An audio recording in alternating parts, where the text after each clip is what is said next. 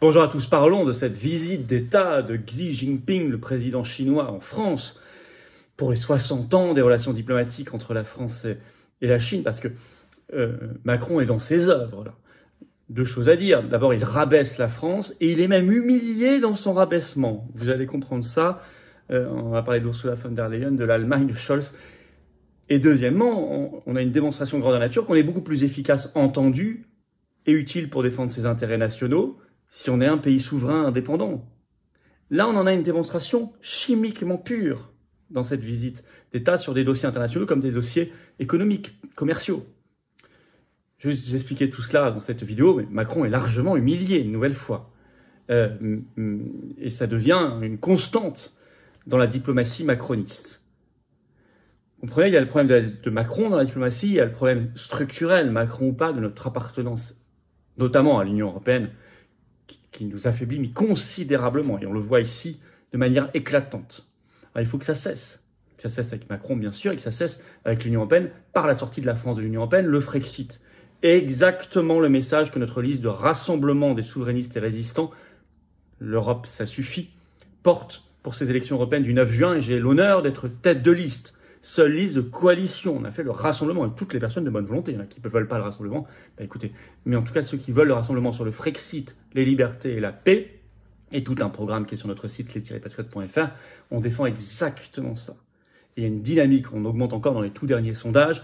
Continuez de faire connaître la liste, parce que les grands médias, évidemment, ne le feront pas. Merci, continuez à partager, c'est très important cette vidéo, et pour cela, de vous abonner à cette chaîne YouTube en cliquant sur le petit bouton s'abonner. C'est un clic, c'est gratuit, vous êtes abonné ou réabonné à la chaîne, et vous contrez la censure des réseaux sociaux organisés pendant cette campagne électorale par la Commission européenne et par le gouvernement macroniste qui font pression sur les plateformes, notamment concernant les souverainistes. Je vous remercie de votre abonnement à la chaîne, commentaires et pouces bleus également, qui vont aider à contrer cette censure.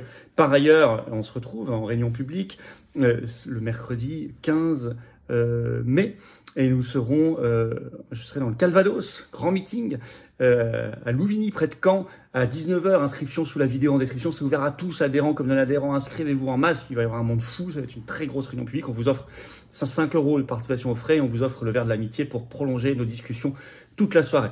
Et le samedi 18 mai à 15h, je suis en Moselle, à Marly, gros meeting également, inscription sous la vidéo en description. Évidemment, je vous attends, patriotes. Voilà. J'ai besoin de vous. Vous pouvez dès maintenant adhérer, réadhérer par le premier lien sous la vidéo en description ou faire un don au mouvement pour nous aider à financer tout ça et toutes nos actions, parce que nous, on ne chôme pas. On est toujours dans l'action concrète. Pas que parler, action. Faire un don au mouvement, c'est le deuxième lien sous la vidéo en description. Et adhérer, réadhérer, faire un don, c'est tellement important. Tous ces liens se retrouvent sur notre site les-patriotes.fr, mais j'en reparle en fin de vidéo. Allez, on y va. Macron, Xi Jinping. Macron rabaisse la France et est humilié dans son rabaissement. Fallait le faire. Il fallait le faire, je vais vous expliquer. L'appartenance à l'Union européenne ici est clairement en cause. Alors, d'abord, il récidive sur le fait d'amener Ursula von der Leyen, la présidente de la Commission européenne, dans l'affaire. Et il voulait également amener le chancelier allemand Scholz, qui a refusé. Voyons cela. Donc, nous sommes dans une visite d'État du président chinois Xi Jinping en France du 5 au 7 mai. Il va ensuite aller en Hongrie et en Serbie. C'est sa première visite sur le continent européen depuis 2019.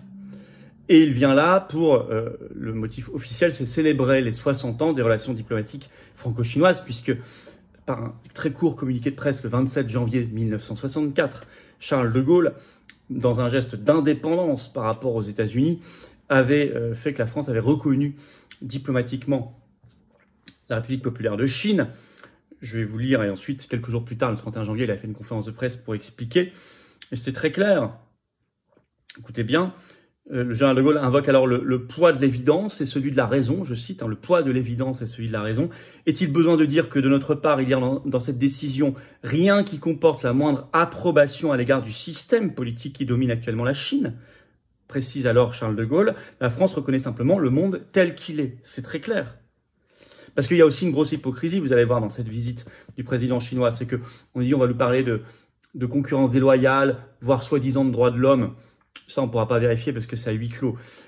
Mais par contre, on critique la Chine, mais le système qu'on est en train de nous imposer, liberticide, de crédit social, de passe, ça vient d'où ça? Où est-ce que c'est expérimenté dans plusieurs dizaines de villes, une centaine de villes aujourd'hui? C'est en Chine. Ça, pas un mot. Ça, on le copie. profondément tyrannique et liberticide, c'est profondément ce qu'on combat, nous, les patriotes et notre liste aux européennes, au nom des libertés. Donc vous comprenez, voilà, il est venu pour cela au début. Visite d'État, c'est le plus haut niveau protocolaire du président chinois pour ses 60 ans. Et Charles de Gaulle disait, on n'est pas là pour approuver un régime politique, on est là pour reconnaître le monde tel qu'il est. Alors, que vient faire Ursula von der Leyen, qui est une fonctionnaire, présidente de la Commission européenne, le 6 mai à l'Élysée officiellement, à la table de Macron, à la table de deux présidents, Macron et Xi Jinping. Macron, en effet, l'a invité, et selon l'article du Monde du 5 mai, c'est, je cite, pour une session qui devrait permettre de soulever la question des différends commerciaux. Alors c'est très humiliant pour la France, parce que ça montre, ça marque une mise sous tutelle du pays. Nous ne sommes donc plus capables de faire des visites d'État en bilatéral comme le font tous les pays du monde. Il faut forcément qu'à chaque fois, on ait la présidente de la Commission européenne dans nos valises, soit pour l'emmener, ou ce soit pour la ramener quand ce sont les dirigeants étrangers qui viennent en France. 3 questions. 1. Quel rapport avec la visite? On est normalement sur la célébration des 60 ans de relations diplomatiques France-Chine. Et en plus, c'est très contradictoire avec le sens de la visite, puisque quand Charles de Gaulle reconnaît la Chine en 1964, c'est un coup de génie diplomatique, et c'est surtout une marque d'indépendance énorme par rapport aux États-Unis. Or, faire venir la présidente de la Commission européenne, c'est une marque de soumission. Donc on est vraiment dans le message inverse. Il veut vraiment envoyer le message inverse de Charles de Gaulle. 2, il l'a fait venir parce qu'il veut parler commerce. Et il se trouve que d'après les traités européens, le commerce est une compétence exclusive de l'Union européenne. C'est écrit comme ça. Donc ça veut dire que les États membres n'ont même pas leur mot à dire. Donc ça veut dire, ça reconnaît qu'on ne peut plus parler commerce, qui est pourtant quelque chose d'extrêmement important. Les exportations, les importations, c'est la vie, la vie de la planète, la vie d'un pays, le commerce de tout temps. Eh bien, on ne peut plus en parler puisque nous n'avons plus un gramme de compétences. Or, on pourrait en parler directement avec la Chine si nous faisions le Frexit. Comme je vous signale, le Canada en parle directement avec la Chine, alors que le Canada, c'est 60% du PIB français. La Suisse en parle directement avec la Chine, alors que la Suisse, c'est beaucoup moins d'habitants et c'est un PIB très inférieur à la France, etc., etc. Donc, c'est pas la taille qui compte, c'est l'indépendance, la capacité d'action, de connaître ses intérêts nationaux pour les défendre. Troisièmement, ce que ça veut dire, cette visite, cette invitation d'Ursula von der Leyen, c'est idiot, parce que, en plus, ça va nous désigner, nous, Français, comme coupables, puisqu'on sait que la Commission européenne a un discours très agressif vis-à-vis de la Chine, puisqu'elle le calque sur Washington. Elle le calque notamment sur la stratégie OTAN 2030 qui signée à Bruxelles en juin 2021, qui désigne la Russie et la Chine comme ennemis. On sait que Ursula von der Leyen a toujours un discours extrêmement calqué sur les néoconservateurs américains, très agressif. Or, si à chaque fois que les Chinois nous voient Ursula von der Leyen, ils voient en même temps le gouvernement ou le président français, dans leur esprit, c'est la même chose. Et donc, on va être, nous, les premiers ciblés. C'est-à-dire que Ursula von der Leyen va calquer Washington, les discours les plus agressifs de Washington, mais la rétorsion, elle va se faire contre la France. Par exemple, pas contre les Allemands qui se protègent. Je vais vous expliquer. Donc c'est complètement idiot et ça se matérialise, puisque depuis janvier 2024, le cognac français est visé par, je cite, une enquête anti-dumping en Chine pour infraction à la concurrence. En fait, c'est une rétorsion aux propos agressifs de la Commission européenne, mais ça cible les Français. Bah oui, non, puisqu'on a toujours Ursula von der Leyen dans notre sac. Or, je rappelle que le cognac en France, c'est pas rien. C'est 72 500 emplois, c'est 3,35 milliards d'euros d'exportation par an. C'est une filière qui vit à 98% de l'exportation. Ils savent ce qu'ils font, les Chinois, en ciblant le cognac. La Chine est leur deuxième marché mondial, après les États-Unis, un quart de leur vente. Voilà. Donc, or que se passe-t-il? Dépêche AFP 4 mai qui l'expliquait. Je cite. Les professionnels du spiritueux charentais s'estiment pris en otage d'une guerre politique et commerciale entre l'UE et la Chine. Oui, c'est entre l'UE et Chine, mais c'est la France qui paye. Et je cite toujours, depuis janvier, l'AFP, le spiritueux, produit en Charente, le cognac, est visé, comme toutes les autres vies, par une enquête des autorités chinoises sur une infraction supposée à la concurrence. Lancée après une plainte de professionnels de l'alcool chinois, cette procédure est également considérée par les observateurs comme une mesure de rétorsion et l'enquête européenne, largement soutenue par la France, sur les subventions aux voitures électriques produites en Chine. Donc vous voyez le problème. C'est-à-dire que on perd forcément parce que nous, on n'a pas les armes. On les a données à l'Union européenne, mais en face, ils ont les armes, parce que c'est un pays souverain. Donc on perd forcément. Voilà, plus on se montrera avec Ursula von der Leyen, plus on sera visé directement, contrairement à l'Allemagne. Je vais revenir sur l'Allemagne justement.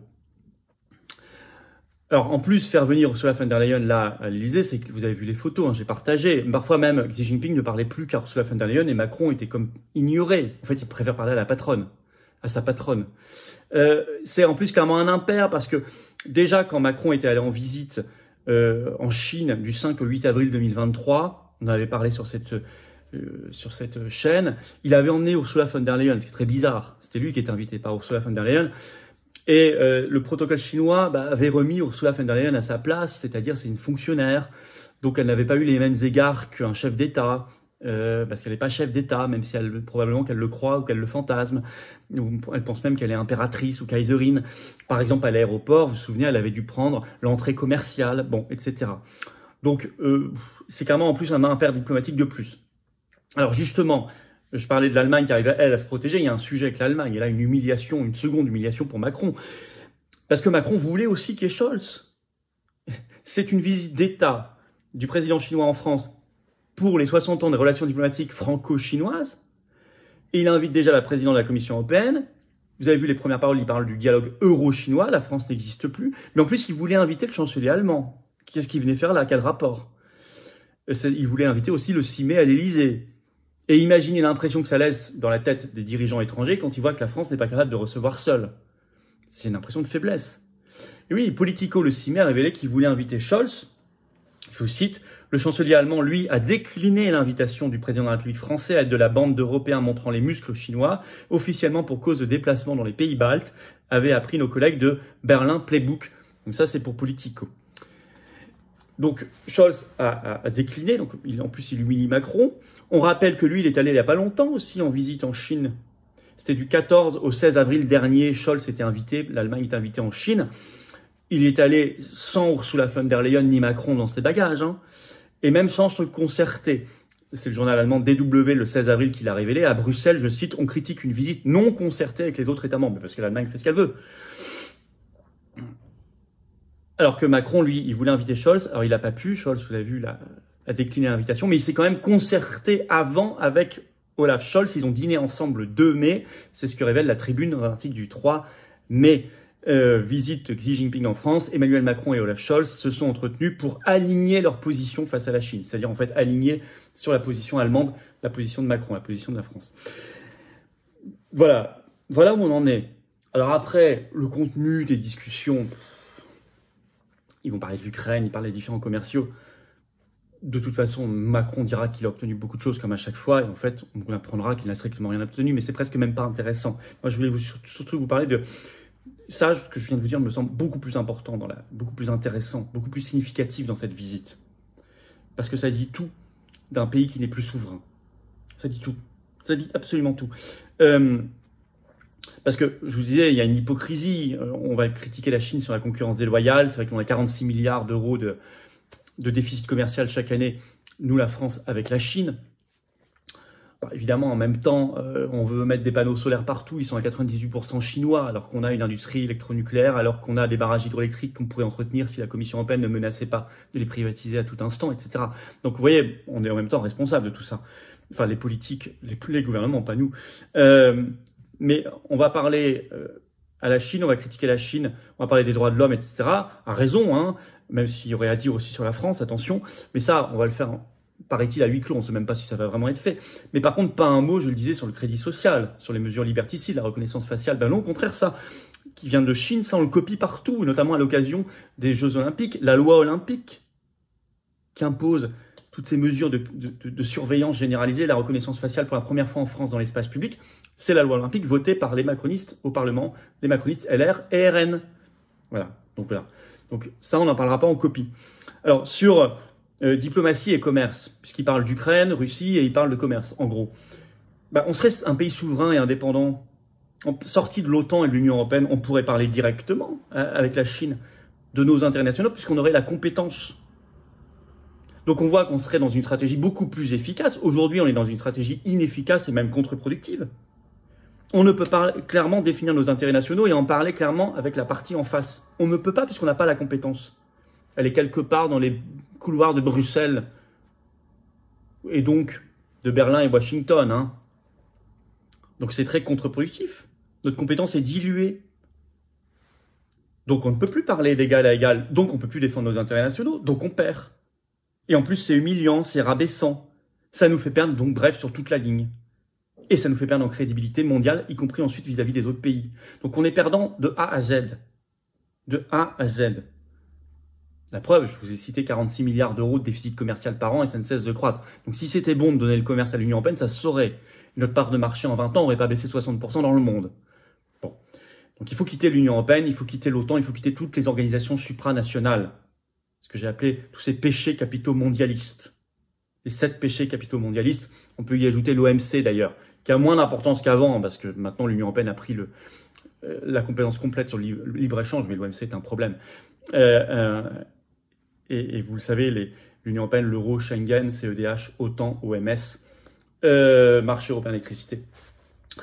Alors, voilà ce qu'on peut dire aujourd'hui sur la visite en Chine. S'il y a d'autres choses à dire, on y reviendra. Merci de partager cette vidéo. Pour cela, de vous abonner à cette chaîne YouTube pour contrer la censure, l'omerta organisée par la propagande, bien sûr, mais aussi la censure organisée par la Commission européenne pendant cette campagne des électorales en particulier, cette campagne des européennes, cette campagne électorale.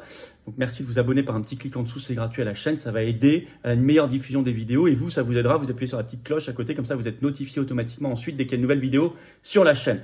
Et puis, évidemment, je suis le mercredi 15 mai à 19h à Louvigny, près de Caen, dans le Calvados, en réunion publique des européennes. Inscription sous la vidéo en description, c'est ouvert à tous.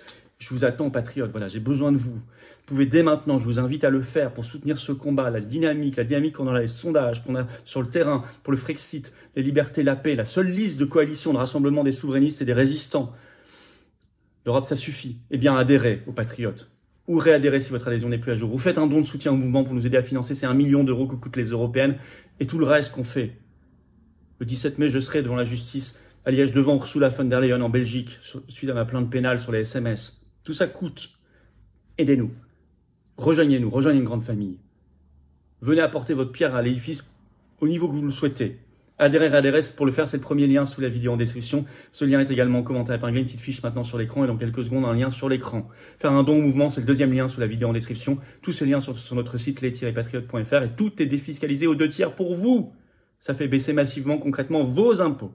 Profitez-en plutôt que de le donner justement aux impôts. Bravo aux donateurs, aux réadhérents, bienvenue aux nouveaux adhérents patriotes et vive la France.